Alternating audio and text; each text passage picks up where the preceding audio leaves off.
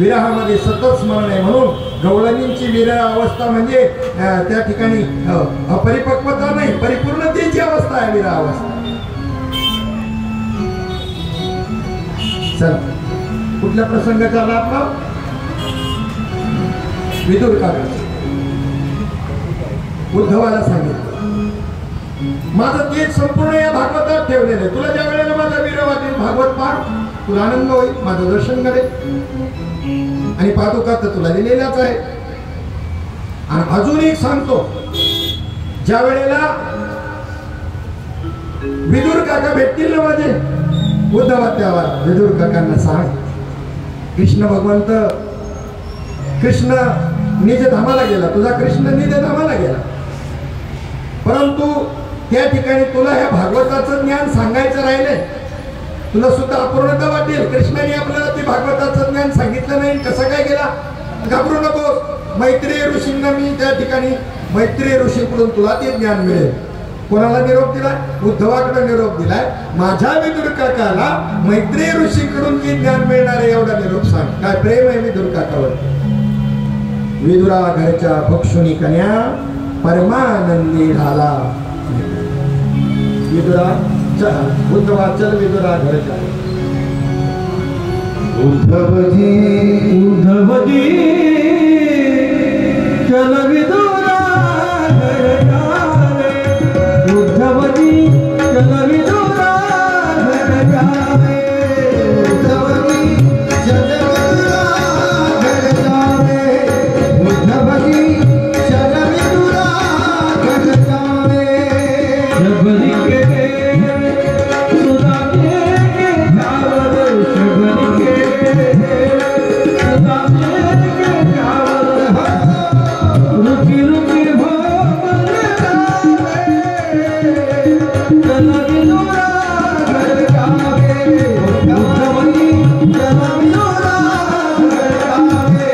उद्धवजी चल विदुरा घरच्या. उद्धवजी चल विदुरा घरच्या. किती प्रेम आहे उद्धवा या विदुरावरती भगवंताचं. शॉर्ट मध्ये सांगून जातो. कोण आहे हा विदुर? मांडव्य नावाचे ऋषी आपल्या आश्रमात असताना राजाची चोरी करून काही चोर तिथून पळत जात असताना त्यांच्या मागे राजाची सिपाई लागलेली. म्हणले आपण हे धन या आश्रमामध्ये इथे टाकू आणि म्हणजे आपला पाठलाग थांबेल. ते गेले पळून धन टाकून. आणि त्या पर्णकुटी जवळ आल्यानंतर आश्रमाजवळ ती त्या चोराला शोधू लागले शिपाई. तर डोळे मिटून बसलेले या ठिकाणी हे मांडव्य ऋषी पाहिले आणि धन तिथं कोपऱ्यामध्ये पाहिल्यावर म्हणजे आम्हाला पाहून बघण्यासारखं ध्यान करतो काय चोरा. आणि त्यांना धक्का मारून उठवलं, पकडून नेलं राजाकडं, चोरी केली म्हणून. राजानं सूचना दिली त्याला सुळावरती चढवा. तक्रार नाही साधूची कधीच कोणत्याही कर्माबद्दल. त्यांनी सांगितलं कोणत्या तरी कर्माचं हे फल असेल, कोणाला मी जबाबदार धरू त्याला. भोगतो न घडे संचिता वाचवणी करावे ते मनी समाधान. आपल्याला अज्ञानामुळे वाटतं मी काय त्याचं बिघडलं होतं, वड मारलं होतं मी, तर त्याला काही त्रास नाही दिला, तो कामाला त्रास देतोय. अरे ह्या जन्मात नसन दिला, मागच्या जन्मात दिला असं. गप जरा लक्षात घे. कधीतरी दिल्याशिवाय ईश्वराची सृष्टी न्यायाने चालते, न्यायाने चालते. बरं अन्यायाने चालत नाही. आपल्याला अज्ञान असतं, आपल्याला त्याचं स्मरण नसतं आणि म्हणून त्या ठिकाणी आपण एखाद्याला दोष देतो. मी सांगत होतो आम्ही एकदा ट्रक मधून असं प्रवास करताना ड्रायव्हरच्या पुढे बसलो होतो कॅबिनमध्ये बाबा आणि आम्ही. आणि एका व्यक्तीबद्दल सांगत होतो त्या ताईला पटतं का असं करावं का तिनं. आणि बाबांनी त्याच वेळेला मला असं पुढे बोट करून दाखवलं. पुढे गाडी चालली त्याच्या मागं काय लिहिले बघा म्हणे. तर त्याच्यावर लिहिलं होतं तू मध्ये 1-3-13 आणि पुढे लिहिलं होतं देख तू 13 देख. याला म्हणतात सहज बोलेने हे तो उपदेशन करूनच आहे. असं सहज लगेच माझ्या लक्षात आलं त्यांना काय म्हणायचे. तिथून पुढे आतापर्यंत ध्यानात ठेवलं कोणाची तक्रार करायचं कारण नाही. बोलायचं तर कोणाला राग आला तरी परखड त्याचं तोंडावर बोलायचं, पण मागं पुढे बोलायचं नाही, कोणाला चाडी चोगली करायची नाही. असंच आहे. चला त्या मांडवी ऋषींनी सांगितलं सुळावर चढवलं तर सुळाचं पाणी झालं. तो शाप देण्याला समर्थ होते त्या राजाला. मी ही गुन्हा केलेला नसताना मला शिक्षा करता शाप देऊन भस्म करू शकलायच ते, पण नाही म्हणले. चोर सोडून संन्यासाला सुरे का द्यायचं? ही चूक त्यांची नाहीये, ही यमराजाची चुकी आहे. मी त्या यमराजाला विचारेल मी अशी काय चूक केली होती की त्याकरता मला या ठिकाणी फासुळावर देण्यात आलं. आणि असा आत्मविश्वास असावा लागतो, मी कोणतं वाईट कर्म केलेलं नाही. मग जोग महाराजांच्या चरित्रामध्ये सांगितलेलं आहे की त्यांना सत्यनारायणाच्या पूजेमध्ये संकल्प करताना सांगितलं मना पाठीमागे की माझ्याकडून अजाणतेपणाने काही पाप जर घडला असेल तर हे भगवंता मला माफ कर आणि संकल्प सोडा. तो म्हणले मी नाही हा संकल्प सोडणार, माझ्याकडून कोणतं पापच घडलं नाही तर मी कशाला सोडू. काय आत्मविश्वास आहे राव, काय आत्मविश्वास आहे. माझ्याकडून पापच घडलेलं नाही मला कळायला लागल्यापासून. यांनी सांगितलं माझ्याकडून पापच घडलं नाही, मला ही शिक्षा यमराजाने या राजाला प्रवृत्त करून दिलीच कशी. त्या यमराजाला त्यांनी शाप दिला. यमराजाला विचारलं, त्यांनी सांगितलं मागे तुम्ही लहानपणामध्ये एका फुलपाखराला काटा टोचला होता आणि त्याचा भोग हात. म्हणले चोराने एखाद्याचं पाकिट मारलं म्हणजे त्याला काय 302 कलम लावायचं का? कळतं का काही नाही दिशे ना तुम्ही? त्याला मामूली शिक्षा देऊन सोडून द्यायला पाहिजे. बालपणामध्ये जो गुन्हा केला तर स्वप्नामध्ये त्याला शिक्षा द्यायची असे असं भयंकर स्वप्न पाडायचं त्याला आणि स्वप्नात बोध द्यायचं त्या शरीराला. प्रत्यक्ष जागृतीमध्ये नाही शिक्षा करायची असं शास्त्र आहे. नाही शास्त्र जा मी तुम्हाला शाप देतो. यमराजाला शाप दिला मांडव्य ऋषींनी, जा मी तुम्हाला शाप देतो मृत्यू लोकामध्ये एका दासीच्या पोटी तुमचा जन्म होईल दासी पुत्र म्हणून. आणि तो विदुर आहे. यमराज प्रत्यक्ष विदुर झाला आणि त्या विदुर आणि मैत्री ऋषींचा संवाद ज्या वेळेला वृंदावनामध्ये भेट झाली दोघांची आणि त्यानंतर त्याला बोध मिळाला मैत्री ऋषीकडून विदुर काकांना. आणि त्यामध्ये एकमेकाचा साधनेविषयी जे काही शंका समाधान चाललंय, प्रश्न उत्तर चाललेलं आहे. आणि त्यावेळेला त्यांनी त्या ठिकाणी ही कपिल मुनींची कथा, कपिल चरित्र मैत्री ऋषींनी या विदुर काकांना सांगितलं की स्वयंभू मनु आणि शतरूपा राणी ही ब्रह्मदेवाच्या अर्ध्या शरीरापासून प्राप्त झालेली. त्यांना 2 पुत्र झाले, एक प्रियव्रत आणि एक उत्तानपाद. 3 मुली होत्या, एक आकुती, देवहूती आणि प्रसूती. आकुती ही रुची ऋषींना दिली, प्रसूती ही भक्ष राजाला दिली आणि देवहूती ही कर्दम ऋषींना दिली.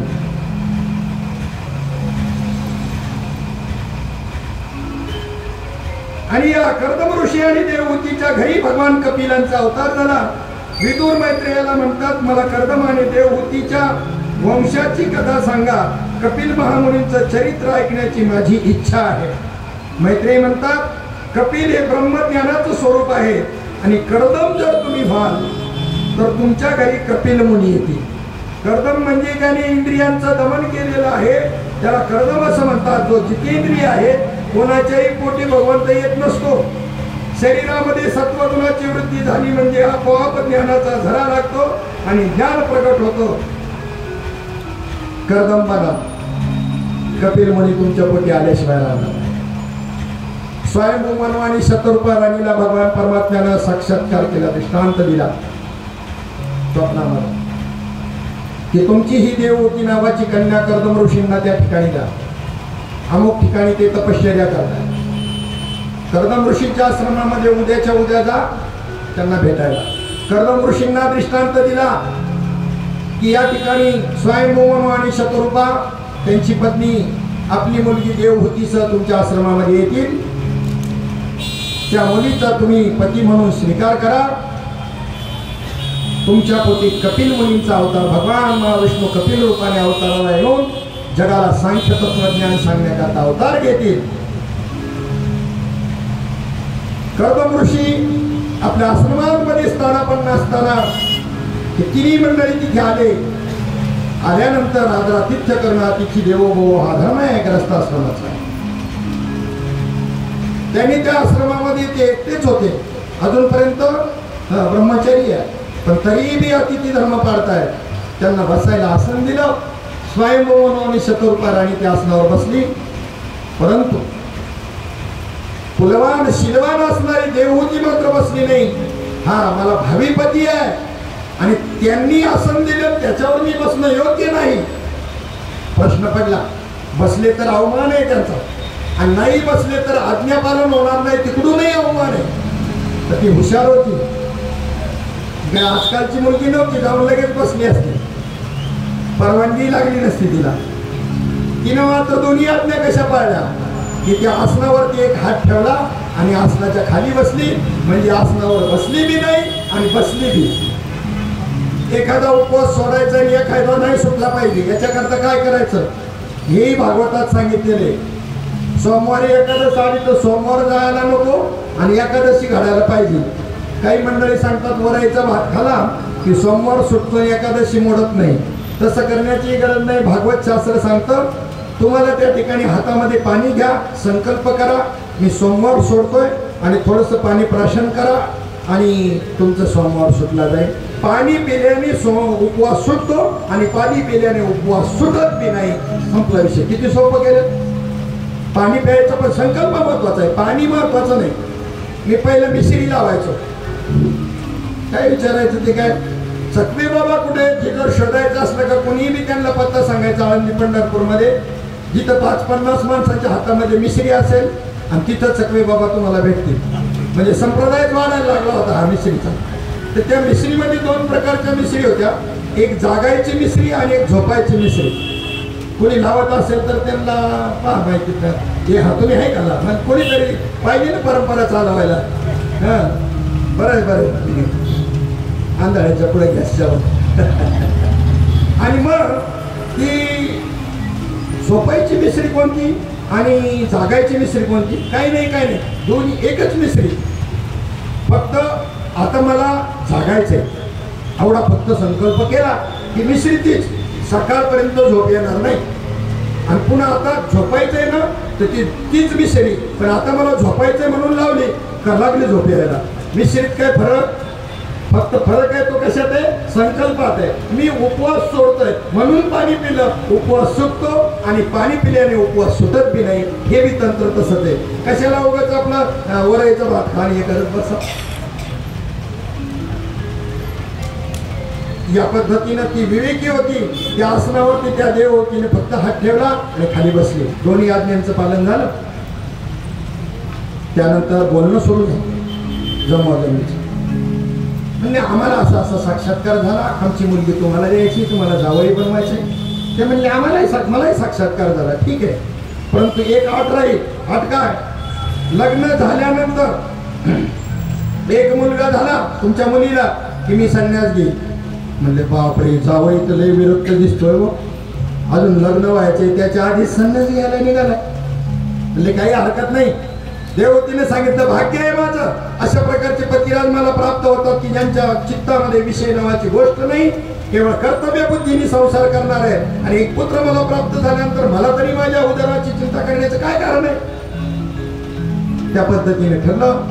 योग्य वेळेवरती मुहूर्त झाला. सर्व देवांनी पुष्पवृष्टी केली आणि काही काल त्या ठिकाणी नाही तर 12 वर्षाचा काळ गेला. 12 वर्ष कशाला म्हणतात, 12 वर्ष त्या ठिकाणी भान नाही. तपश्चर्या करणाऱ्या कर्दमाला सुद्धा आणि त्यांची सेवा करणाऱ्या देवहूतीला सुद्धा मी देवहूती आहे आणि हे कपिल आहे ते माझे पती आहेत हे भान नाही. विषयाचा संबंध सुद्धा आला नाही. 12 वर्षामध्ये दोघांच्या अंगावरती या नखांच्या गुंडाळ्या झाल्या, जटा वाढलेल्या आहे, अंग एकदम मलिन झालेलं आहे. असो ऐसा कोठी आठवायची नाही ही स्थिती आहे दोघांची. आणि 12 वर्षानंतर त्या ठिकाणी एकदा सहज वृत्तीवर असताना त्या ठिकाणी विचारलं आपण कोण. देवहूतीला कर्दम ऋषीने विचारलं. म्हणजे आपलं लग्न झालंय, मी तुमची पत्नी आहे, धर्मपत्नी देवहूती. कसे असतील ते पती पत्नी, विचार करा कसे असतील ते पती पत्नी. वाचस्पती मिश्र नावाच्या दक्षिणेकडे एक महात्मा होऊन गेले. 36 वर्ष भगवंताचं चिंतन, ग्रंथाची निर्मिती, ग्रंथाचं अध्ययन. भान नाही, वृत्तीवर नाही. 36 वर्ष कशाला म्हणतात. रात्रीची वेळ, समय आता दिसायला लागलेली आहे, काजळी आलेली आहे. एक स्त्री येते, ती काजळी काढते आणि त्या ठिकाणी तेल टाकते त्याच्यामध्ये. आणि वृत्तीवर त्यावेळेला आलेले वाचस्पती मिश्र तिला विचारतात देवी आपण कोण. म्हणले मी आपली धर्मपत्नी, 36 वर्षापूर्वी आपला विवाह झाला होता आठवण करून दिली. कसे होते ह्या देशाचं जे भूतकाळ पाहिला तर कसे कसे महापुरुष कसे या ठिकाणी महात्म्य होऊन गेलेले. आणि मग त्या ठिकाणी तो जो ग्रंथ लिहित होते त्या ग्रंथ व्याकरणावरचा वाचस्पती मिश्र त्याला त्या पत्नीचं त्याचं नाव दिलं भामती निबंध, ज्याला म्हणतात भामती. भामती तिचं नाव होतं, ते नाव त्या ग्रंथाला दिलं. त्याच पद्धतीने कर्दम आणि देवतींचा हा साधना चालू असताना काय इच्छा आहे आपली देवी, तुमच्या सेवेवर मी प्रसन्न झालो, 12 वर्ष माझी सेवा केली तुम्ही, काही नाही, तुमच्याकडून फक्त एक पुत्राची अपेक्षा आहे, तुम्ही मला तसं वचन दिलं होतं. ठीक आहे. एका क्षणामध्ये त्या ठिकाणी संकल्प केल्याबरोबर ऋषिसिद्धी तिथे हजर आहे. त्यांना घेऊन एका त्या ठिकाणी यांनी स्नान केलं. त्या देवीला देवतीला घेऊन त्या तलावामध्ये स्नान करायला लावल्यानंतर संपूर्ण मलिनता शरीराची गेली. दिव्य असं शरीर प्राप्त झाले. कामक नावाचं विमान त्या ठिकाणी मागवलं स्वर्गामधून, त्याच्यामध्ये दोघे जण बसले. सुंदर संपूर्ण भूतलावरची त्या ठिकाणी प्रदक्षिणा केली. अनेक निसर्गरम्य स्थानं पाहिली. त्या ठिकाणी विहार केला आणि त्या देवहूतीला पहिल्यांदा त्या ठिकाणी कन्या झाली. त्यानंतर त्यांनी संन्यास घेण्याचं ठरवल्यावर सांगितलं नाही. आपलं काय ठरलं होतं, एक पुत्र झाल्यानंतर. असं करता करता करता 13 कन्या झाल्या पण पुत्र होत नाही. आणि मग त्यानंतर कर्दम ऋषींचा त्या ठिकाणी अवतार, त्यांच्या कपिल मुनींचा अवतार त्यांच्या ठिकाणी झाला. त्यावेळेला देवांनी सुद्धा पुष्पवर्षा करून त्याचा जय जयकार केला. बोला कपिल भगवान की जय.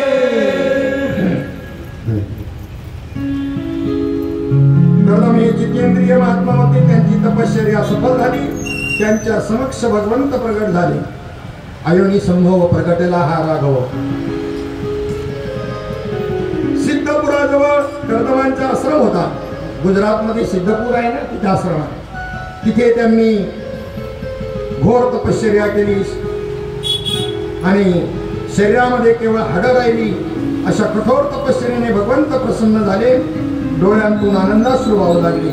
त्याच अश्रूंनी त्या ठिकाणी बिंदू सरोवर बनलं. कोणतं? तिथे बिंदू सरोवर आहे. सिद्धपूरच्या यात्रेला या ठिकाणी जाताना ते तिथे स्नान करावं लागतं. भगवंताच्या दर्शनाने डोळे सफल होतात. कर्दम म्हणतात, आपल्या दर्शनाने माझी दृष्टी सफल झाली. आपली प्राप्ती झाल्यानंतर संसाराची मागणी करणारा मूर्ख म्हणावा लागेल.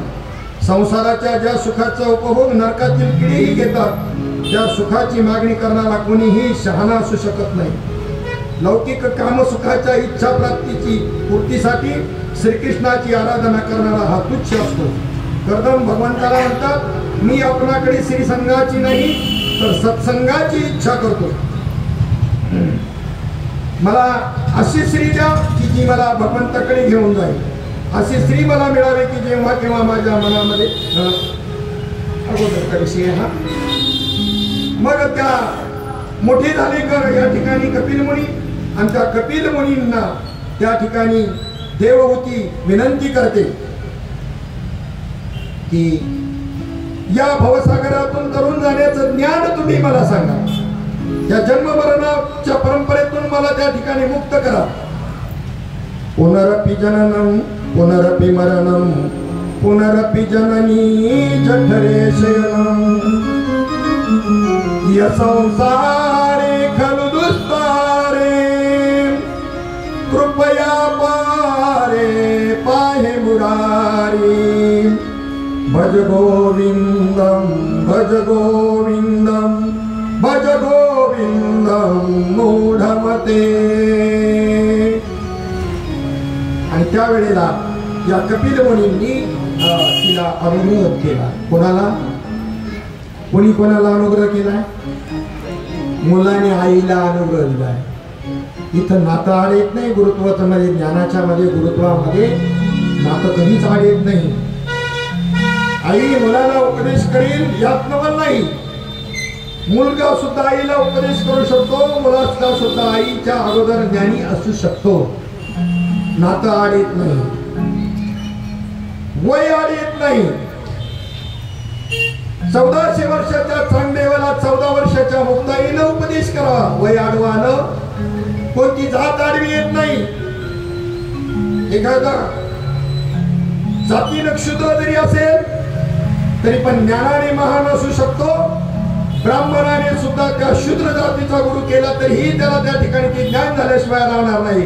पण ही ब्राह्मण अजून त्याच्यातच अडकलेत. हो, करणार तो गुरु ब्राह्मणच करणार. मग तो आज्ञेने असला तरी मरतील, जन्म मरणात जातील, पण दुसरा गुरु करणार नाही.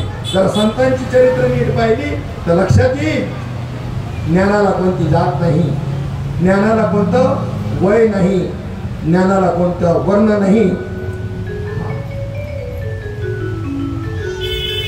आणि मग अनुग्रह दिल्यानंतर त्यानंतर जे सांख्य तत्वज्ञान त्या ठिकाणी देवहूती मातेला त्या ठिकाणी सांगितलं. देवहूतीनं पहिल्यांदा शिष्येष्टम साधिमाम प्रपन्नम अशी शरण गेली. शरण गेल्याशिवाय नाही मिळवत. गीतेमध्ये 4थ्या अध्यायामध्ये श्लोक आलेला आहे. तद्विद्धी प्रणिपातेन परिप्रश्नेन सेवया उपदेक्षन्ति ते ज्ञानं ज्ञानीनस्तत्त्वदर्शिनः ते ज्ञानपैगाबरवे जरी मनी अति अनावे तरी संताया भजावे सर्वस्वेसी तनु मनोजिने चरणासी लागावे अगरवता करावे भाष्य सकळ. मग अपेक्षित जे आपुले तेही सांगतील कुशले जेणे अंतःकरण बोधिले गुरु परमात्मा परेशु. गुरु परमात्मा परेशु, गुरु परमात्मा परेशु, परमात्मा परेशु, गुरु परमात्मा परेशु. ऐसा जाता गुरु विश्वास, ऐसा जाता गुरु विश्वास, गुरु परमात्मा परेशु, गुरु परमात्मा परेशु.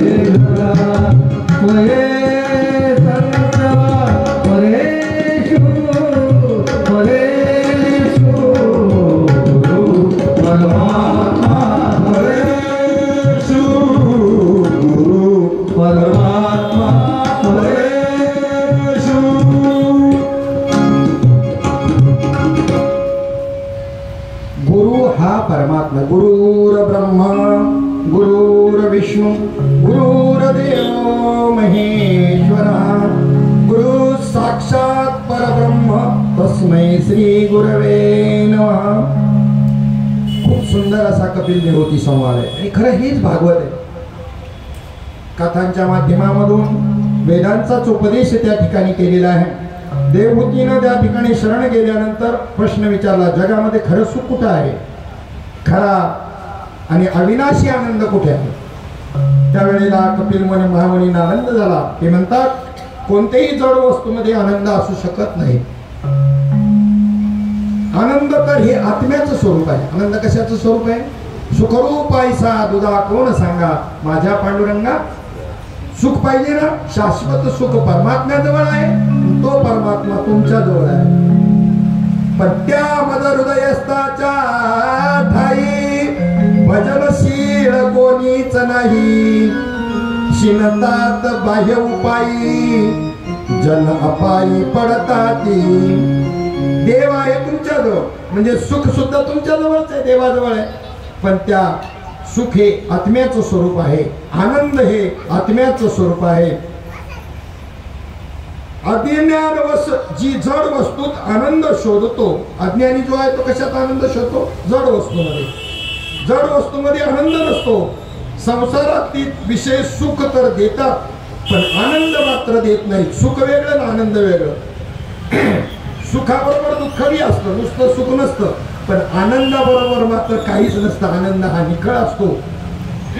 जो तुम्हाला सुख देईल तोच तुम्हाला दुःख सुद्धा देईल. पण भगवंत मात्र नेहमी आनंदच देतात, कारण आनंद हे परमात्म्याचं स्वरूप आहे. व्यवहारातल्या वस्तू मात्र तशा नाही. त्याच्यामध्ये सुख दुःखात्मक आहे. सुख आहे, दुःख बी आहे. तुम्हाला दुःख बी स्वीकारावं लागेल त्या वस्तूबरोबर. नुसतं सुख नाही मिळणार. आणि निव्वळ सुख हे फक्त संतांजवळ आणि निव्वळ सुख आहे ते फक्त देवाजवळ आहे. सुख एक हेची ठाई, सुख एक हेची ठाई, बहुपाई संतांचा, बहुपाई संतांचा, बहुपाई संतांचा. सुख एक हेची ठाई, बहुपाई संतांचा, बहुपाई संतांचा, बहुपाई संतांचा.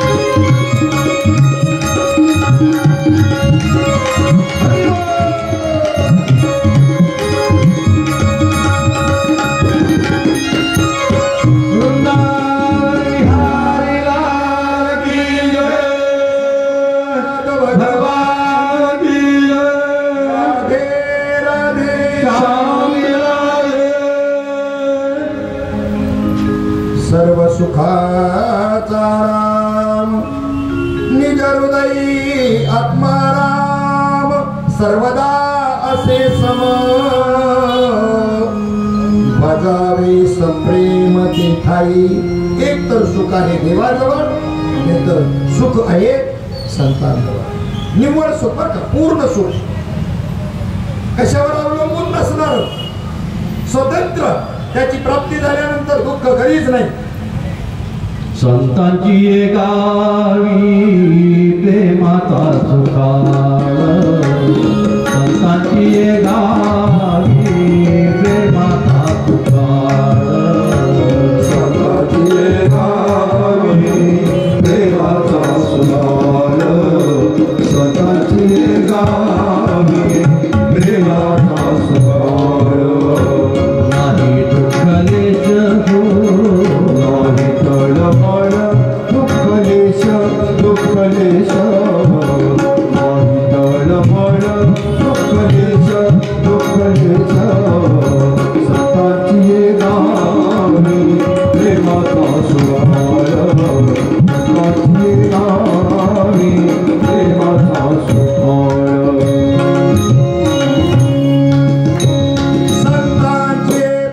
प्रेमाचा सुकाळ नाही दुःखलेश, संतांची गावी प्रेमाचा सुकाळ नाही तळमळ, नाही तळमळ दुःखलेश. ते प्रेम संत प्रेम स्वरूप आहे, संत आनंद स्वरूप आहे, देव प्रेम स्वरूप आहे, देव आनंद स्वरूप आहे. म्हणून साधू संत गेले वैकुंठी राहिले, असे का? आनंदी राहिले हरिनामे झाले कृतकृती. आनंदात वापनोती ब्रह्म, वेदातली श्रुती आहे. आनंद हेच ब्रह्माचं काय आहे स्वरूप आहे. संसारामध्ये सुख ही खाजेसारखं आहे. गजकरण खाजवायला लावल्यानंतर खाजवताना सुख वाटतं, पण किती वेळ राहतं ते सुख पाहता दवा पाडे दुःख पर्वताये होडे दुःख पर्वताये होडे दुःख पर्वताये होडे सुख पाहता दवा पाडे दुःख पर्वताये होडे दुःख पर्वताये होडे दुःख पर्वताये होडे सुख पाहता दवा पाडे दुःख पर्वताये होडे सुख पाहता दवा पाडे दुःख पर्वताये होडे दुःख पर्वताये होडे दुःख पर्वताये होडे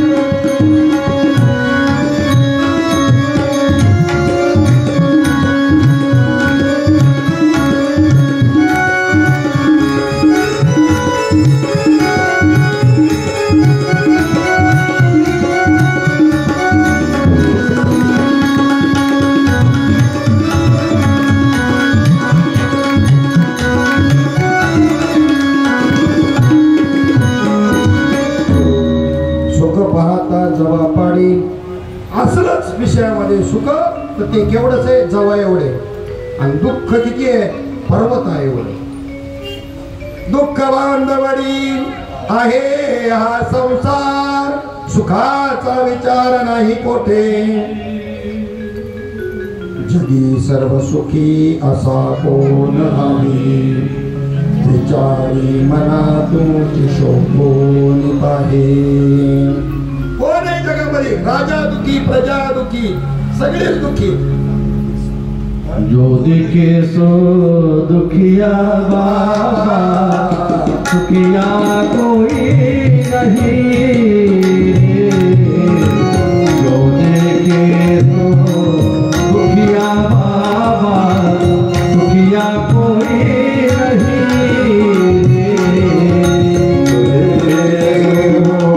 दुखिया बाबा सुखिया कोई नहीं.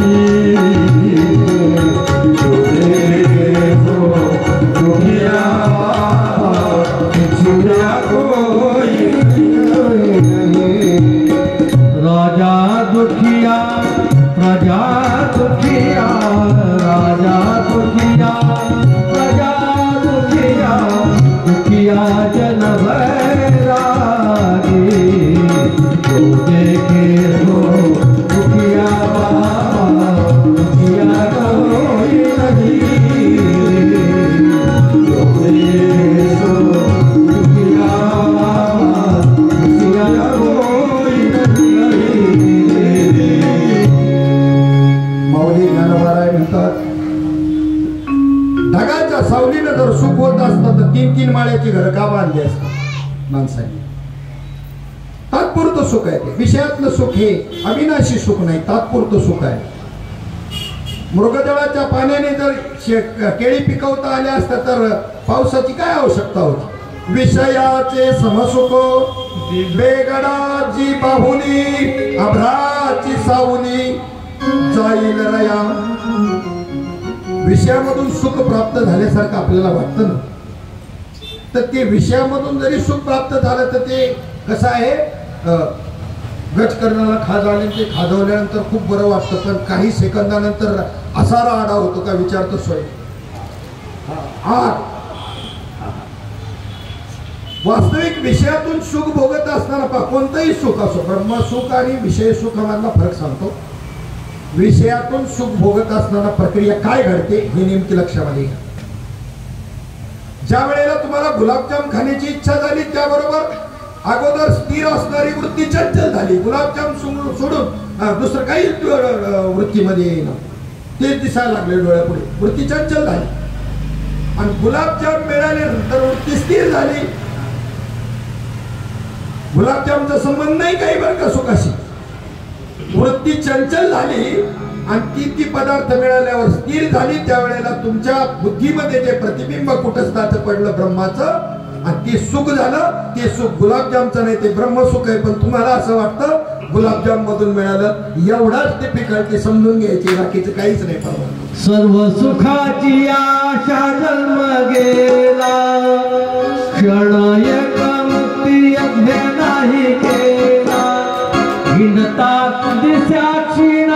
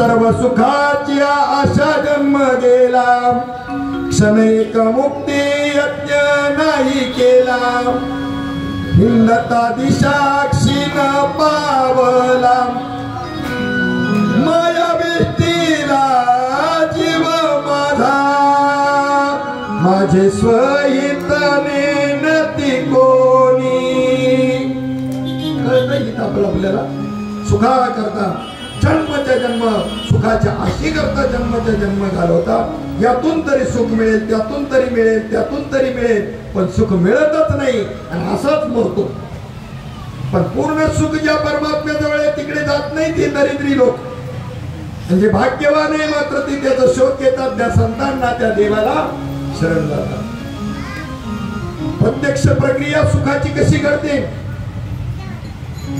पुत्र एखादं हाड चगळत असतं हाडूक चगळत की नाही पुत्र हा आणि त्याच्या काचळ्या लागून त्याच्या तोंडातलं रक्त निघतं दातातून आणि हिरड्यांमधून कोणाच्या रक्त कोणाचं असतं आणि त्या कुत्र्याला वाटतं हाडकातून रक्त मिळून राहिले ती हाडकं चगळीत राहत कुत्री अजून हाडकं चगळून राहिल्या त्यांना वाटतं हाडकामध्ये रक्त आहे आणि रक्त याच्या काचळाचं लागतं कुत्र्याबद्दल बोलतोय असा भ्रम आहे विषय सेवन करताना मिळणारा आनंद सुद्धा ब्रह्मानंद आहे ब्रह्मानंद आणि विषयानंद सख्खी भावंड आहे फक्त मग तर सगळेच विषयात दंग होते फक्त आता सुखातला फरक सांगतो आणि पुढे जातो कोण सांगताय कोणाला कपिल मुनी देवहूती मातेला ही कथा सांगताय भूमिका समजून कपिलांचं सांख्य तत्वज्ञान देवहूती मातेला उपदेश करतात अज्ञानी जीव विषयामध्ये सुख शोधतात विषयामध्ये सुख असलं तर ते तात्पुरतं आहे आणि परमनंट सुख जे आहे ते ब्रह्मसुख आहे संतांजवळ आहे त्याचा शोध घ्या म्हणतात होतं काय नेमकं की वृत्ती चंचल होते आणि त्या विषयाच्या प्राप्तीनंतर स्थिर होते आणि त्यावेळेला तुमच्या स्थिर वृत्तीमध्ये जे प्रतिबिंब कुठं असतं सुखस्वरूप असणाऱ्या परमात्म्याचं असतं असा त्या आता विषय सुख भोगताना इंद्रियांची आवश्यकता आहे आणि परमात्मा सुख भोगताना इंद्रियाची एकाही इंद्रियाची आवश्यकता नाही. नोट डाऊन दिस पॉइंट. हे चिंतन कळण्याकरता मुख्य महत्वाचा मुद्दा आहे. चिंतन म्हणजे काहीच न करणं. काहीच न करणं म्हणजे अंतःकरणानं काहीच न करणं. शरीराने मुर्दे पाडले तरी चालतील, आम्ही शरीराने तटस्थ बसतो 3-3 तास आणि आज पिराचा उरूस भरलेला असतो. याला काय चिंतन म्हणतात? हा, निर्विकल्प उघड्या डोळ्याने वृत्ती विषयापर्यंत जाते. वृत्ती सुद्धा जड आहे. ती वृत्ती चिदाभासाला घेऊन जाते तिथपर्यंत. तिला सुद्धा आधार कोणाचे, अधिष्ठान कोणाचे? हो, चिदाभासा सहित वृत्ती त्या पदार्थापर्यंत जाते. पदार्थ ज्ञानाची रीत जरा समजून घ्या. पदार्थाचं ज्ञान कसं होतं? तिथपर्यंत गेल्यानंतर अंतःकरण विशिष्ट आणि अंतःकरण उपहित असे 2 शब्द वेदामध्ये वापरलेले आहेत वेदांतात. अंतःकरणासहित जाते ती वृत्ती. अंतःकरण म्हणजेच वृत्ती, पण ती वृत्ती सुद्धा जड आहे. तिला आधार आहे चिदाभासाचा. तिथपर्यंत गेल्यानंतर त्या प्रमातू चैतन्य, प्रमाता चैतन्याचा बराच स्वतःचा क्लिष्ट भाग आहे, इथे सांगत नाही, आता वेळ बी नाही आपल्याकडं. आणि तिथून ती वृत्ती पुन्हा मागे आल्यानंतर तिथे जरी गेली तरी तिथेच त्या ठिकाणी गेली तरी तिला तो विषय उचलत नाही त्याची वृत्ती. त्याच्या वृत्तीला अंतःकरण उपहित चैतन्य म्हणलेलं आहे. विषयाशी संबंध आला इंद्रियाचा, पण अंतःकरणाने विषय नाही उचलला तो. याला अंतःकरण उपहित चैतन्य, त्याला उपाधी म्हटलं आणि सोडून दिलं.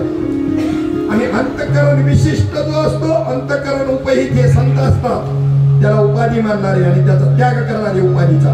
आणि अंतःकरणाला विशिष्ट समजून, विशेष समजून त्या विषयाचा स्वीकार करणारे हे अंतःकरण विशिष्ट, त्याला जीव असं म्हणतात. विषय दोन्ही भोगतात. प्रारब्ध प्राप्त विषय साधू सुद्धा भोगतो, प्रारब्ध प्राप्त विषय जीव सुद्धा भोगतो. पण साधू भोगता राहत नाही आणि जीव भोगतेपणा सोडत नाही. विषयी विसर पडला विशेष, पडला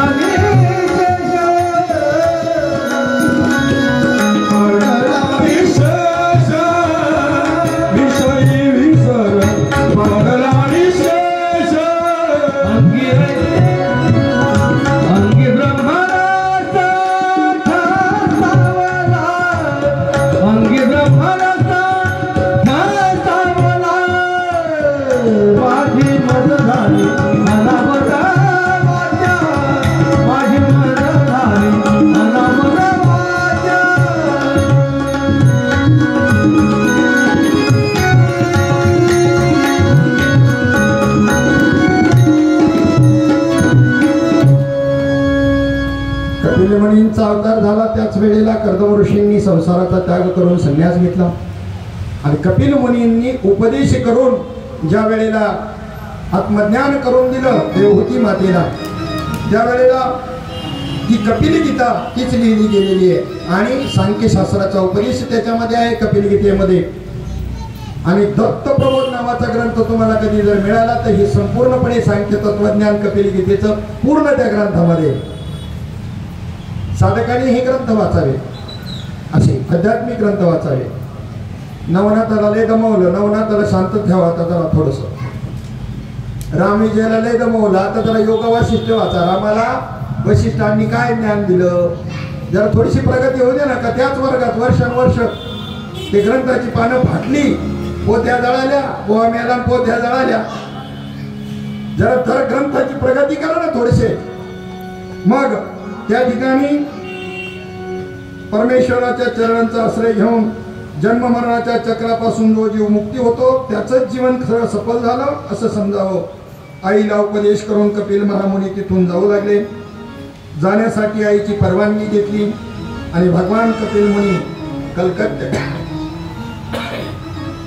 कलकत्त्याजवळ त्या ठिकाणी संगम तीर्थावर आले.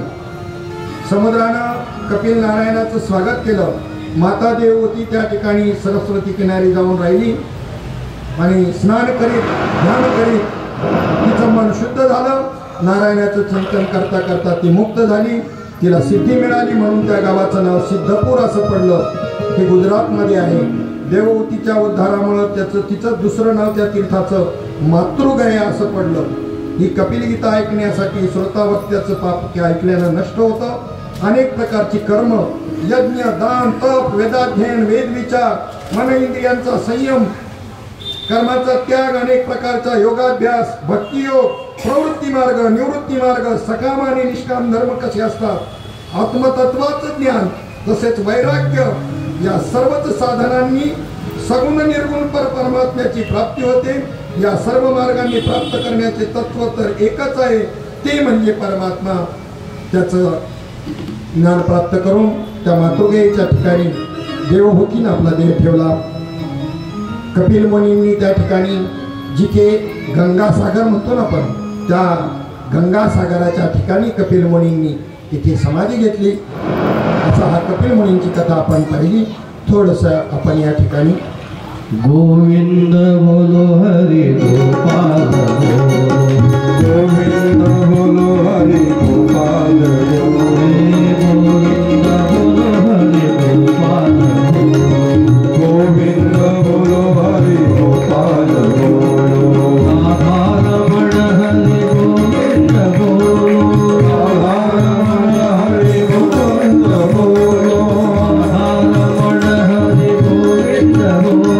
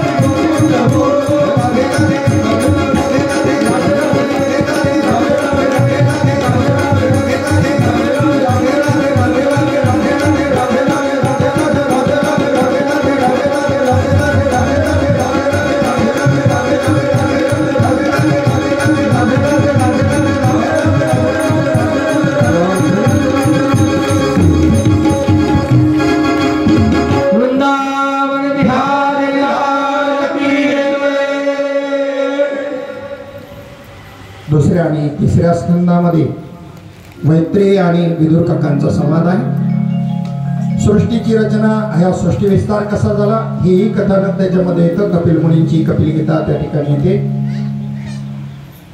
सृष्टी रचनेचं वर्णन जास्त करत नाही संत. त्याचं कारण जी मिथ्या आहे त्याचं वर्णन तुमच्यावर जास्त त्यांना फिट नाही करायचं. ते मिथ्या आहे ना, त्याला विसरायचं आहे ना, फक्त कळून द्यायचं, फक्त सांगून द्यायचं, त्याचा जास्त अभ्यास नाही. म्हणून थोडक्यात वर्णन केलं, सृष्टीचा विस्तार नाही केला, पूर्ण एक स्कंद नाही सांगितला, थोडक्यात सांगितलं.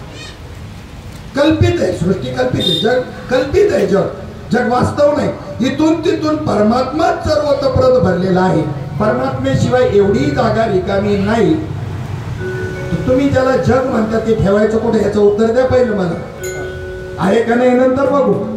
हे तर वाक्य सगळ्यांनी ऐकलेले फिट आहे. साधकांना मी विचारतो, बाकी नसतील मार्गात त्यांचं नाही म्हणा. त्याच्याशिवाय एवढी जागा रिकामी नाही परमात्म्याशिवाय. मग तुम्ही ज्याला जग म्हणता ते ठेवायचं कुठं, तर ते कल्पित आहे. चांगदेव 65 मध्ये हेच ज्ञान करून दिले साधकाला. आता त्या ज्ञानाची गरज आहे. ब्रह्म सत्यम समजलं, तुम्हाला अनुभवलं, नुसतं ऐकलं नाही तुम्ही ब्रह्म, पण तुमचं एक व्हायचं राहिले. जगत मिथ्या हे राहिलेले, आणि त्याच्याकरता तुम्हाला आता शास्त्र श्रवणाचीच गरज आहे. शास्त्र श्रवण ही काळाची गरज आहे. जगत मिथ्यात्व झालं असेल आनंदाची गोष्ट आहे, पण जगत मिथ्यात्व होत नाही. म्हणून आध्यात्मिक ग्रंथांचा अध्ययन, सत्संग गरजेचा आहे. स्वस्ती श्री वटेशो झोलपोनी जगदाभासो पगटला मग ग्रासो दाबीला मग ग्रासो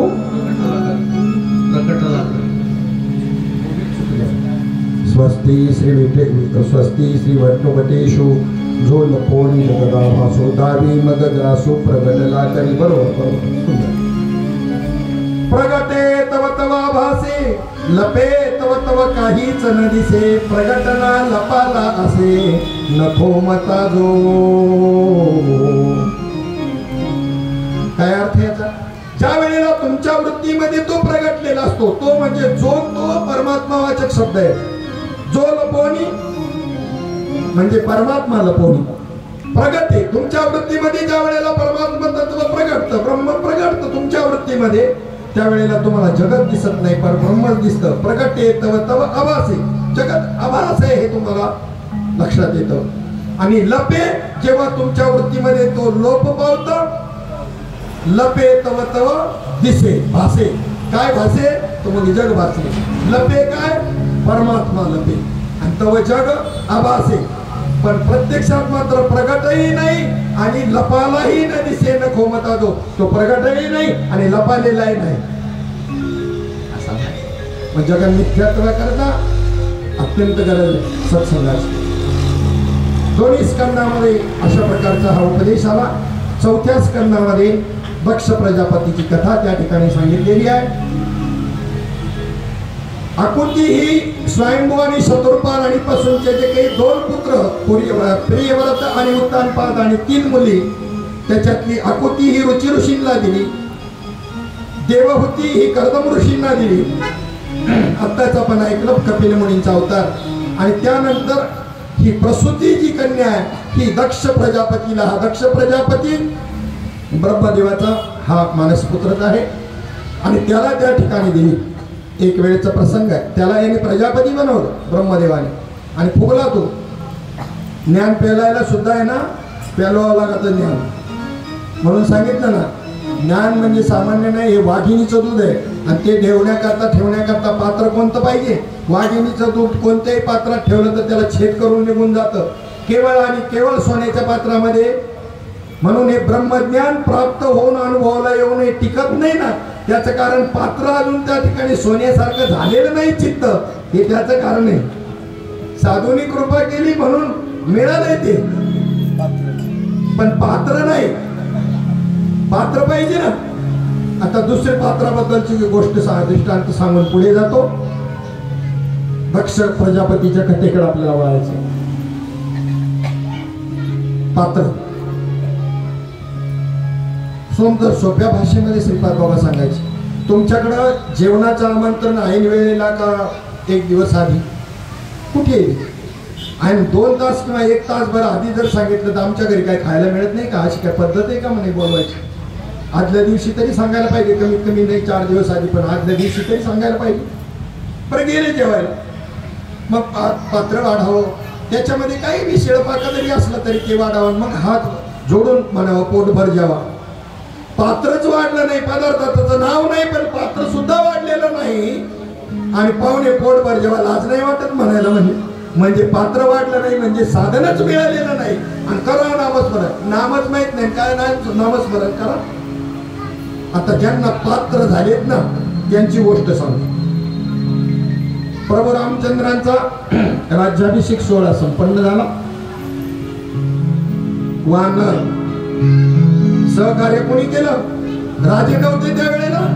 प्रभूच्या कार्याला कोणी सहकार्य केलं? तेव्हाही आता येईल पुढे बी हे तुमच्यासारखे भोळे बाबडे सहकार्य करणारे. वानर त्यांना म्हणतात. वानर अस्वल यांनी प्रभूंना सहकार्य केलंय. राजे नव्हते का? सीता स्वयंवराला तर भरपूर आले होते, नोंदही तशी भरपूर होते, पण प्रभूच्या कार्याला एकही उपयुक्त ठरला नाही. देवाने सुद्धा आम्हाला सांगितलं, यांना शिकवतो मी, वानरा हाती लंका घेवली म्हणे तुका. त्यांनी वानराच्या हातात लंका घेऊन दाखवली, प्रताप करून दाखवला. तुम्ही सगळ्या तिथं जागेवरती अंकारामध्ये त्या राजांना सांगितलं. हो, आणि या वानरांना मेजवानी द्यायची, पार्टी द्यायची. भगवान परमात्म्याने प्रभू रामचंद्रांनी ठरवलं, चला पंक्ती धरा म्हणले, पंक्ती धरा. आता ह्या माकडांना पंक्ती धरायचं कळलं ना. आता ह्यांना पहिल्यापासूनच सवय नाही ना. कोण असं उंच दगडावर बसलंय, कोण खाली, कोण झाडावर, तर कोण पुढं. यांचे जेवायची पद्धतच अशी, कुठेही बसायचं. त्यांना अजून आसनच कळलं नाही तर काय खाणार का? ज्याला बसायचं कळलं नाही, ज्याला बसायचं कळलं नाही ते काय खातील? दगडगोटे. ब्रह्मरस त्यांना मिळेल, पहिलं तर बसायचं कळलं पाहिजे. ज्यांना कळलं त्याची पुढची अवस्था, बसायचं कळलं, एकच कळलं, फक्त बसायचं कळलं. पण ज्या वेळेला आता पात्र वाटली आणि त्यांनी ती पात्रच खाऊन टाकली, त्यांचा आहार असतो. आता काय वाढायचं कशावर? पात्र खायचं असतं का भाऊ? पात्र म्हणजे काय? टाकीली पात्र जोडी, याला पात्र म्हणलंय. तुम्ही तो आनंद कशाने उपभोगायचा आहे? ही उपाधी आहे, पण या उपाधीलाच आनंद द्यायचा आहे ना. मग हे पात्र खायचंय का? पहिल्या सुरुवातीला कळत नाही वानरांना. सुरुवातीला ते खाणार त्यांना माहिती हे आमचं भक्ष्य आहे, देह तादात्म्य ज्याचं आहे ना. अशी जी माकडं आहेत ना, हा, त्यांना ते पात्रच खाऊन टाकतात. म्हणजे देह तादात्म्य, देहच पूर्णपणे. पण आनंद कशाला देणार तुम्ही? वाढणार आहे ते कशात वाढायचं? पात्र खाल्यावर भाऊ याच्याकरता करोनी प्रबोधसन, म्हणजे वृत्ती शाबीत ठेवायची. फक्त वृत्तीतलं देह तादात्म्य करायचंय व आनंद उपभोगायला वृत्ती शिल्लकच ठेवायची आहे. प्रेत रूप जर शरीराचा भाव झाला तर आनंद कशाने उपभोगणार आहे? तुम्ही पात्रच खाल्लं जा. पण बरोबर आहे, पहिल्यांदा व्हायला पाहिजे, कारण त्यांना आधी अज्ञान असतं ना त्यांचं. कारण हे त्यांचा आहार आहे, त्यांना वाटतं ही पान वाढलं की आहार आहे, त्यांनी पात्रच खाऊन टाकली वाकडांनी. आता ते वाढायचं कशावर? वाढणार आहे कशावर वाढायचं? ब्रह्मरसाचं पारण जे आहे हे वाढायचं कशावर? पात्र खाल्ल्यावर. आणि आनंद कोणाला देणार तुम्ही? म्हणून भक्तिभाव, ब्रह्मज्ञान प्राप्त झाल्यावर ते भक्तिभाव महत्वाचा आहे. मग त्या भक्तीमध्ये तो परमात्म्याला म्हणत असतो तो भक्त, प्रभूजी तुम्ही चंद्र.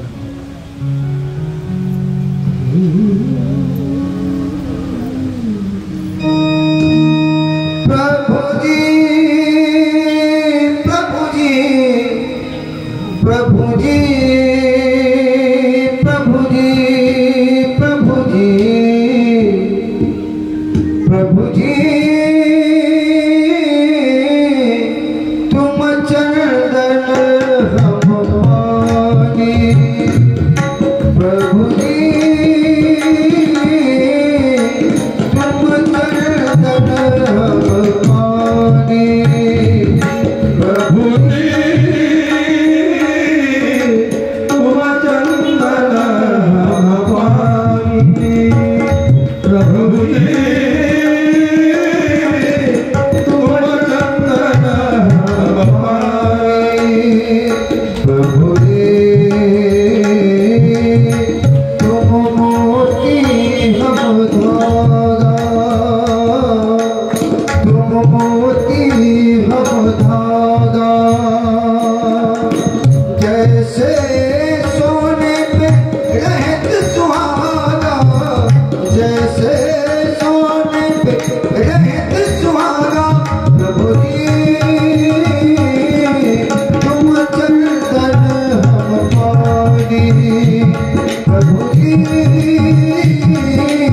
तुम चंदन हम पानी जाबी अंग अंग सेज समाए जाबी अंग अंग सेज समाए प्रभु जी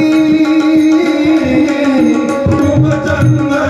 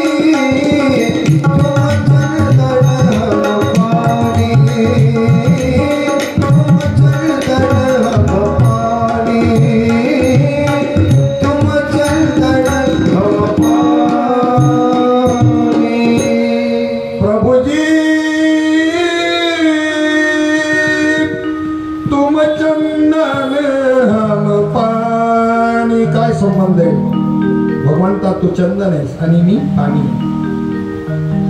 तुम दीपक हम वाती किंवा सोन्याची जी काही प्रभा आहे त्याच्यात आणि सोन्यामध्ये जसा फरक नाही त्याच्या माझ्यामध्ये आणि तुझ्यामध्ये अनुमात्रही भेद नाही याला अभेद भक्ती असं म्हणतात अनन्य भक्ती याला म्हणतात स्वरूपाने भक्त आणि देव दोन्ही काय आहे एकच आहे आत्मा भिन्न आहे का दोघांचा नाही आदि ब्रह्मा अंतिम शक सर्वांच्या हृदयी मीच एक ऐसे पाहे तो सौभाग्य देखो हे भजनाचो खमत प्राप्ती एकनाथी भागवत ब्रह्मदेवाचा आत्मा आणि मच्छर मधला आत्मा हे दोन्ही एक आहेत असं समजण्याला भजन असे म्हणतात आणि आम्ही कशाला भजन म्हणतो बघा म्हणून भजन ते ओंगळवाणी नरका जाणी चुकेना किती तुम्ही फर्स्ट क्लास जरी बाबा म्हणायचे जरी केलं तर तुमचं भजन फर्स्ट क्लास असेल तेवढ्याने देव प्राप्त होत नाही देवाला इंटर क्लास भजन लागतं काय शब्द आहे महाराज माऊलीचे सद्गुरू माऊलीचे बघा कोणतं भजन लागतं देवाला इंटर क्लास फर्स्ट क्लास भजनाने सुद्धा देव प्रसन्न होत नाही कारण तादात्म्य नातून देहाशी सुटलंय का आणि इंटर क्लास भजनामध्ये देहाचं तादात्म्य राहत नाही ते तुम्हाला गोरोबा काकांना शरण जाऊनच करावं इंटर क्लास भजन करावं लागेल एकदा ते इंटर म्हणजे आतमध्ये इंटर क्लास आतलं एकदा ते भजन चालू झालं की देहाची शुद्ध राहत नाही पायाखाली मूल तुडवलं तरी शुद्ध नाही हो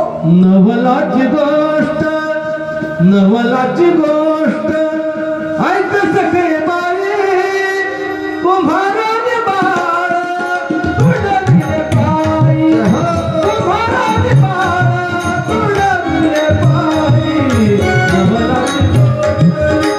ऐक सखे बाई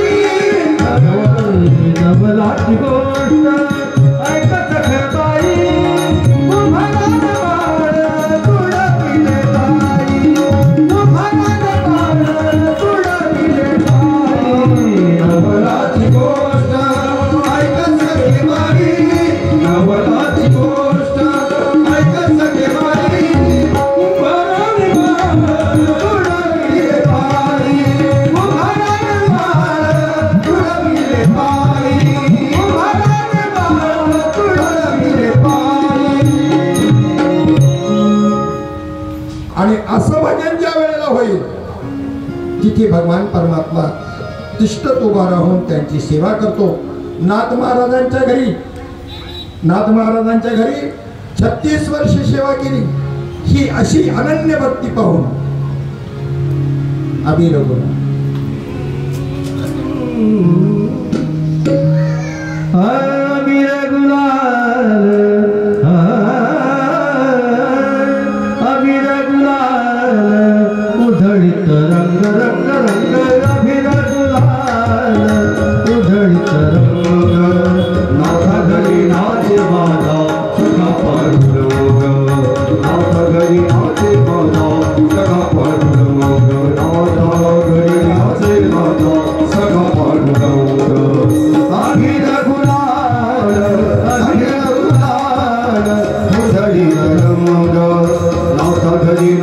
माझा सखा पांडुरंग नाथा घरी नाचे माझा सखा पांडुरंग नाथा घरी नाचे माझा सखा पांडुरंग बंटी जाऊन उंबरट्याशी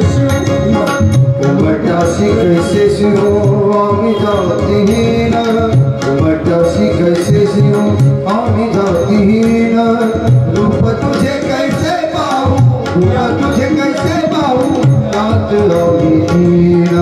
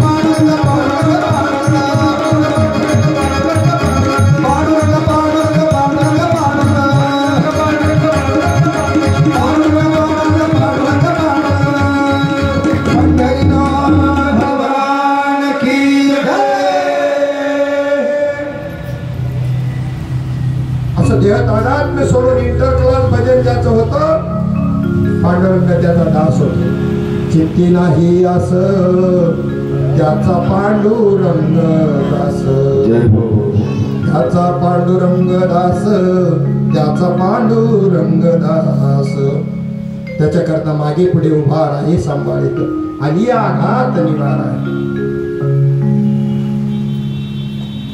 चला चौथ्या स्कंदामध्ये दक्ष प्रजापतीची कथा सांगितली गेलेली आहे की प्रसूती ही कन्या स्वयंभू मनूची कोणाला दिली? दक्षाला दिली, राजा दक्षाला. एक वेळेचा प्रसंग आहे हा. दक्ष राजा सर्व देवतांची सभा भरलेली असताना तो दक्ष राजा आला त्यावेळेला सर्व देवतांनी उठून त्या ठिकाणी अभ्युत्थान दिलं. जसं शिक्षक आल्यानंतर सर्व मुलं उठून उभे राहतात वर्गामध्ये अभिवादन करण्याकरता, तसं तेवढा अधिकार होता. परंतु भगवान शंकर मात्र त्या ठिकाणी बसून राहिले. ते वृत्तीवर तर असायला पाहिजे ना उठण्याकरता, वृत्तीवर नव्हते. परंतु सगळे उठले आणि भगवान शंकर उठले नाही. संतापाला राग आला दक्ष प्रजापतीला आणि म्हणले हा काय देव आहे, याला काही रीतभात कळती का? बरं जावई असल्यामुळे तर अजून घोटाळा झाला. कसं काय देवत्व सिद्ध होणार? जावयावर देवत्वाचा भाव तयार होईल का सासऱ्याचा? काय हे का असं नाही, तुम्ही का असले मला काय कळलं नाही. मी कोणाला उद्देशून बोललोच नाही. तुम्ही लावून घेतलं तर आम्हाला काय करायचे? लावून घेतलं तर तुम्ही घेतलं बघा, तुम्हाला लावून घ्यायचं का नाही ते. तो देवत्वाचा भाव सिद्ध होत नसतो, गुरुत्वाचा सुद्धा भाव तयार व्हावा लागतो. पती पत्नीचा एकमेकावरती पती पत्नीत्वाचा भाव जर निर्माण नाही झाला तर संतती होणारच नाही. आणि गुरुच्या ठिकाणी शिष्याचा गुरुत्वाचा भाव सिद्ध झाल्याशिवाय बोधपुत्र होईल काय? होऊच शकत नाही. म्हणून नारद मुनी वसुदेव संवादामध्ये 11व्या स्कंदामध्ये नारद वसुदेव संवादामध्ये ब्रह्म काय आणि त्या ब्रह्माची प्राप्ती कशी करायची हे सांगा वसुदेवानं विचारल्यावर नारद मुनी सांगतात, अरे राजा वसुदेवा, ब्रह्म प्रत्यक्ष तुझ्या घरी नांदते, तुला काय सांगू आता? आणि मग त्याने कधी मला उपदेश करावा? म्हणले ते उपदेश करायला तर सतत तो त्या ठिकाणी तयारच आहे, तत्परच आहे, परंतु तुझा निश्चय होणार नाही, कारण तू त्याला तुझा पोरगाच समजशील. त्याच्यामुळे निश्चय ब्रह्मत्वाची काय व्हायला पाहिजे? गुरुत्व ब्रह्मत्व हा भाव तयार व्हायला पाहिजे ना. आणि म्हणून माझी नियुक्ती त्यांनी केलेली की माझ्या पित्याला जाऊन ते ब्रह्मज्ञान सांगा, असं कृष्णानेच मला सांगितलं. म्हणून गुरु नात्यातला नसावा. मगाशी सांगितलं नातं आड येत नाही, पण ती तेवढी भूमिका गुरुत्वाची उचलली तर नातही आड येत नाही. पण ज्याचा तसा भाव सिद्ध होत असं नसल ना तर त्यांनी नात्यातला गुरु करू नये. हा, जास्त जवळचा करू नये आणि जास्त लांबचाही करू नये. म्हणजे कुठं 5 वर्षातून एकदा गुरु भेटणार कुठं दिल्लीला, दिल्ली सोडून त्याला दुसरीकडे ठिकाणच नाही, असा बी गुरु करू नये. जवळचा केलं तर भाव बसत नाही कुटुंबातला केल्यावर, आणि लय लांबचा केलं तर भेट होत नाही. गाड्यांच्या मागे लिहिलेले रिक्षांच्या यांच्या सुरक्षित अंतर ठेवा. तेव्हा गुरु आणि शिष्यामध्ये कसं अंतर ठेवायचं हे शिष्याने कळायला समजून घ्यायचं. गुरुचं काय नाही, गुरु आहे. तो कधी तो स्वतःच वृत्तीवरती नाही तर नात्याचं त्याच्या वृत्तीत काय येणार आहे? आम्हाला नाही नाती गोती विठ्ठला मोचा सांगाती.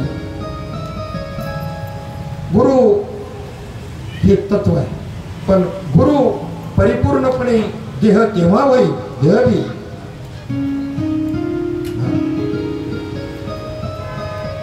एक प्रमाण आता मला आठवेना ते, अवघे ब्रह्मरूप रिता नाही ठाव, अवघे ब्रह्मरूप रिता नाही ठाव. काय पुढे आठवतं का मला? अवघे ब्रह्मरूप रिता नाही ठाव, देह तो देव ब्रह्म कैसा नव्हे, असंच काहीतरी आहे. सांगेल मी तुम्हाला उद्या सांगेल. आता जरा थोडंसं कथेकडं थोडंसं फोकस करणं गरजेचं आहे. वेळ कमी राहिलेला आहे म्हणून पूर्ण करायची कथा आपल्याला 10 मिनिटामध्ये. असू दे, ते सदैव सच्चिदानंद गाणं होते ते नाही ती वेगळे असू दे, चालू दे. हे प्रमाण आहे.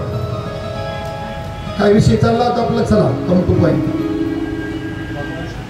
ते वृत्तीमध्ये तो भाव तयार व्हावा लागतो आणि तो भाव तयार झाला नाही ते जावईच समजले आणि त्याची निंदा करायला सुरुवात केली.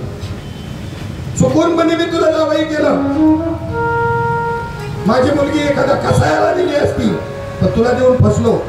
किती अमंगळ घाणेरडे हे. मसनात जाऊन बसत, चुकलं कसं माझं, पुढून बुद्धी सुचली, याला मुलगी दिली, अतिशय निंदा केली. पण तरी हुकचू नाही, वृत्तीवरच नाही ना ऐकायला. ठीक आहे, आता जाणीवपूर्वक अपमान करायचं ठरवलं दक्ष प्रजापतीनं. आणि हरिद्वार मध्ये कणखल क्षेत्र आहे, गंगेच्या तीरावरती. आजही सुंदर अशा प्रकारे भगवान शंकराची इतकी सुंदर मूर्ती आहे ना, जटा विस्पारलेल्या, हातामध्ये त्रिशूळ घेतलेला. आणि ज्या हवन कुंडामध्ये सतीनं त्या ठिकाणी आपला देह अर्पण केला, ते कुंडही आज जसं तसं जतन करून ठेवलंय ते वापस. भगवान शंकर शंकराचा अपमान करण्याकरता त्या कणखल क्षेत्रामध्ये, हरिद्वार मध्ये कणखल क्षेत्रामध्ये यज्ञ आरंभला आणि सर्व देवता, यक्ष, राक्षस, गंधर्व, मानव सगळ्यांना आमंत्रण दिलं यज्ञाचं.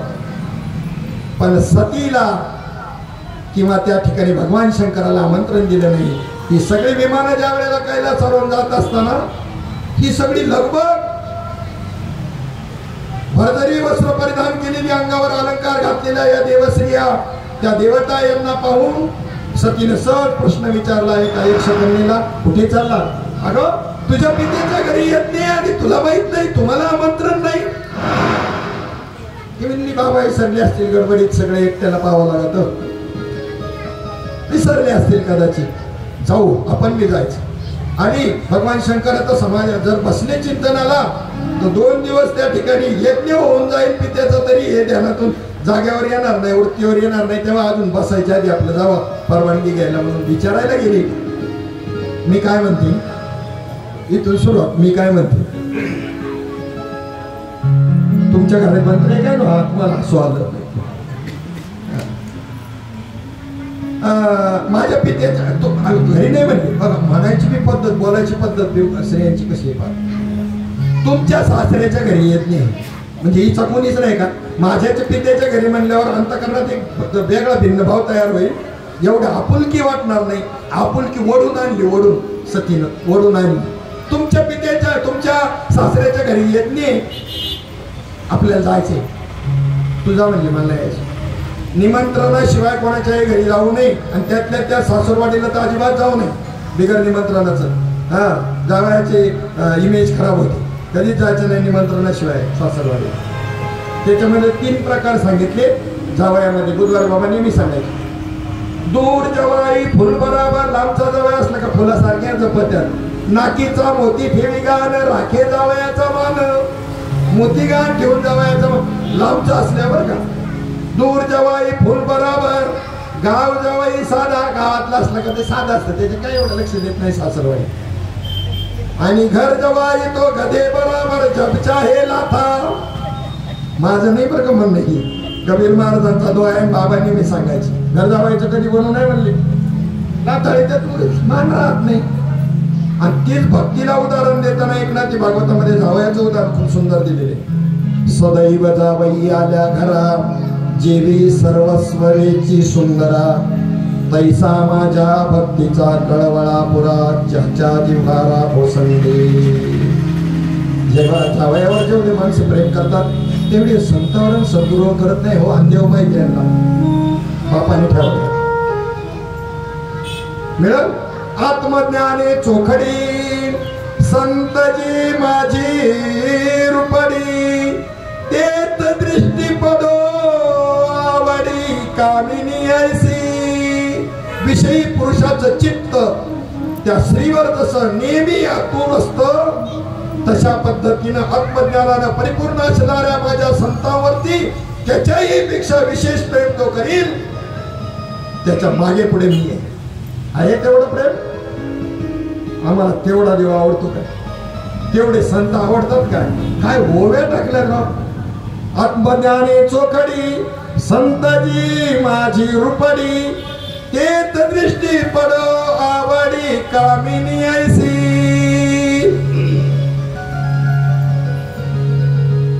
सगुण स्वरूप समर्थ भक्ता भरता, निघून गेली या तत्वता. त्या लागी तळमळी जैसी कांता, तैसी कळवळता जय उठी. स्वरूपवान, गुणवान, समर्थ, बलवान पती निघून गेला म्हणजे मृत्यू पावला. त्याच्याकरता त्याची पत्नी जशी तळमळते त्या प्रकारची तळमळ भगवत भेटी करता अंतकरणात आहे काय? अरे भगवंत तयार आहे. तुमची अंतकरवृत्ती तेवढी तीव्र बनवू द्या, तेवढं मुमुक्षुत्व तुमच्यामध्ये येऊ द्या. मग भगवान शंकरांना शिवप्रभूंनी सांगितलं नाही जायचं, निमंत्रणाशिवाय नाही जायचं. आणि आतापर्यंत तुला सांगितलं नाही, तुझ्या पित्याने माझा जाणीवपूर्वक त्या ठिकाणी अपमान केला, पण मी सांगितलं नाही नको वाढायला म्हणून. मग तर मी जरूर जाणार. सती म्हणली मी समजून सांगेल बाबांना आणि ते माझं नक्की ऐकतील. त्यांचा काहीतरी गैरसमज झाला मी त्यांना पटवून देईल. माझे पती नेहमी प्रभू नामामध्ये दंग असतात, त्यामुळं कदाचित ते उठून उभे नसते राहिली, मी ते मिटवूनच येते. जाते मी, जा म्हणजे तुला जायचं तर जा. माहेर अतिशय प्रिय असते या स्त्रियांना. माहेरचं कुत्र जरी आलं ना, कुत्र माझ्या माहेरचं आहे, हा माहेरचं कुत्र जरी आलं तरी दुसऱ्याला सांगणार. म्हणजे सोन्या सावकाराचं कर्ज आहे तिच्या भावावर, पण जात्यावर दळत असताना काय म्हणत असते, वाट्याच्या वाट सरा काय पाहतो डोंगराला ग सईबाई, बाई ग बाई सईबाई ग बाई सईबाई, सोन्याचा कुलूप माझ्या बातूच्या दाराला ग सईबाई, बाई ग बाई सई बाई ग बाई सईबाई. बुरुम बुरुम बुरुम बुरुम वाटच्या वाट सरा काय पाहतो वाड्याला ग सईबाई, बाई ग बाई सईबाई ग बाई सईबाई, सोन्याचं कुलूप माझ्या बंधूच्या दाराला ग सईबाई. लोकांना वाटलं काहीचा भाऊ श्रीमंत आहे, पण वस्तुस्थिती सगळी दिसतं तसं नसतं म्हणून जग फसतं. सोन्या सावकाराचं देणं देता नाही आलं म्हणून त्यांनी हिच्या वाड्याला कुलूप लावले, आणि तरी सुद्धा भावाच्या प्रेमा खातर काय बोलती बघा. एक कविता होती आम्हाला, घाल घाल पिंडा वाऱ्या माझ्या परसात, माहेरी जा सुवासाची कर बरसात, सुखी आहे पोर सांग आईच्या कानात,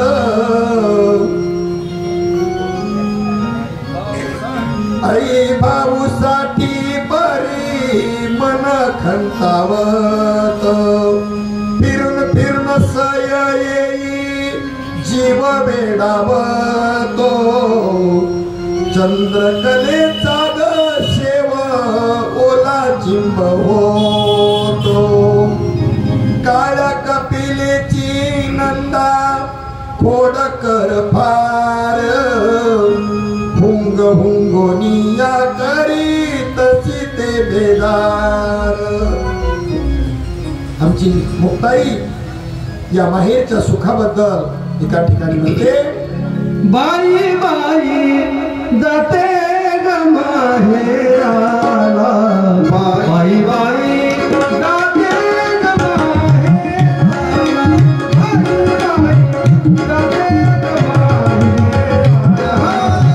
बाई जाते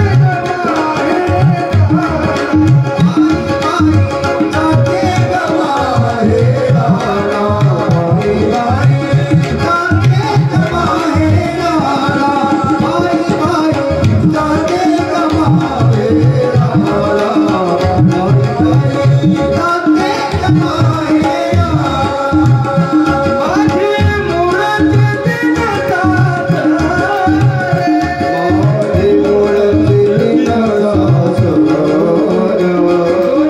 बाई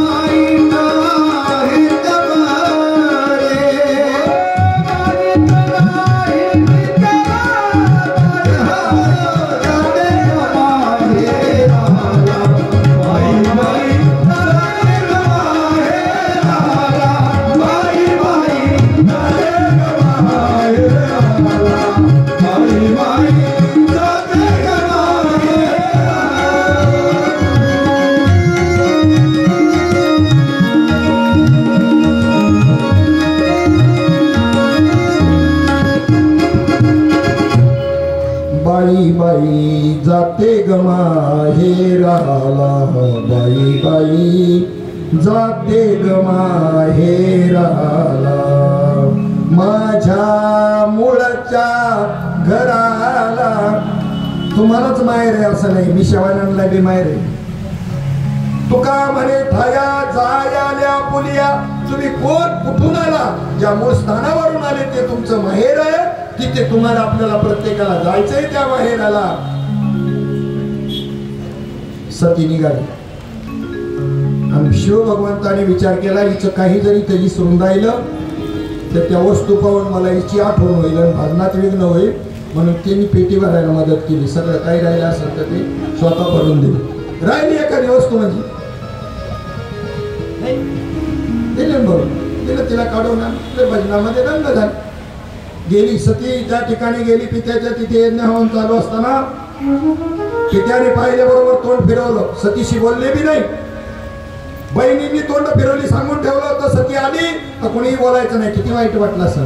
पण आईचं हृदय, आई मात्र काही झालं तरी जवळ आली, भेटली, प्रेमानं विचारलं कसं आहे. तिला जरा बरं वाटलं. ठीक आहे, तिने थोडस समजून घेतलं. आईचं प्रेम आहे ना, बस झालं आपल्याला. त्यानंतर जो यज्ञ मंडप होता त्या सगळ्या दिशांना नजर टाकली. सर्व देवतांकरता त्या ठिकाणी त्या त्या देवतांचे आविर्भाव ठेवलेले होते, आविर्भाव नैवेद्य. पण आज ईशान्य दिशा ओस दिसत होती. ईशान्य दिशा कोणाची आहे? भगवान शिवाची. त्या ठिकाणी त्यांना तो आविर्भाव ठेवला नव्हता, मुद्दाम जाणीवपूर्वक. हे पाहून मात्र संताप निर्माण झाला. एकटी जायला नको म्हणून त्या सती बरोबर नंदिक आणि त्यांचे काही शिवगण पाठवलेले होते. तिला संताप आला. माझ्या पित्याची निंदा करणारा, माझ्या पतीची निंदा करणारा, ज्याने मला हा देह दिलेला आहे त्याचा देह मला ठेवायचा नाही, त्याचा देह सुद्धा मला नको, म्हणून त्या सतीने त्या अग्निकुंडामध्ये स्वतःच भस्म करून घेतलं. श्रीमद भागवतामध्ये अशी कथा आहे. तर देवी भागवतामध्ये मात्र तिचे वेगवेगळ्या ठिकाणी ते काय पडले, शरीराचे अवयव वेगवेगळ्या ठिकाणी पडले. तिथे देवीची स्थानं निर्माण झाली. हा थोडासा कथापाठाचा भेद त्या ठिकाणी आहे.